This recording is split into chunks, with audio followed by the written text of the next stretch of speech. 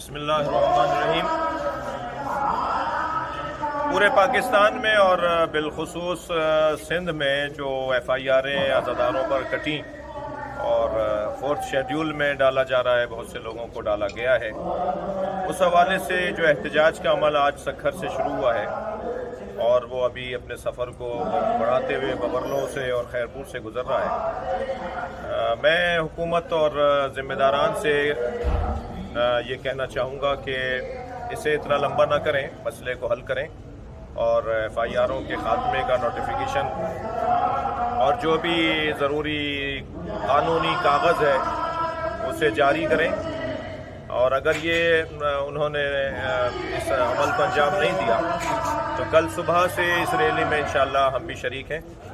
और फिर मैं आप सब से अपील करूँगा कि फिर कोई भी घर में ना बैठे, बल्कि पूरी कौम रोड पर आ जाए अपने हुकूक के मुतालबे के लिए।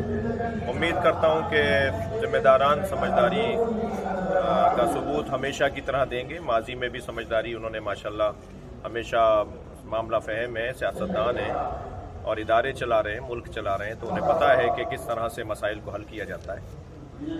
उम्मीद करता हूँ कि ज़िम्मेदारान मसले को उसकी हसासियत को दर्ज करते हुए आज रात में ही कोई फ़ैसला ले लेंगे ताकि कल पूरा सूबा बाहर ना निकले और सब लोग घरों से ना निकलें और इस मरहले तक बात ना जाए। इंशाअल्लाह हुकूक बहाल होंगे और हम अपने हुकूक की जद्दोजहद में हमेशा हर मरहले में हर मौके पर अपनी कौम की दफ़ा के लिए और अपनी कौम के हुकूक की बहाली के लिए हाजिर रहेंगे और हाजिर हैं।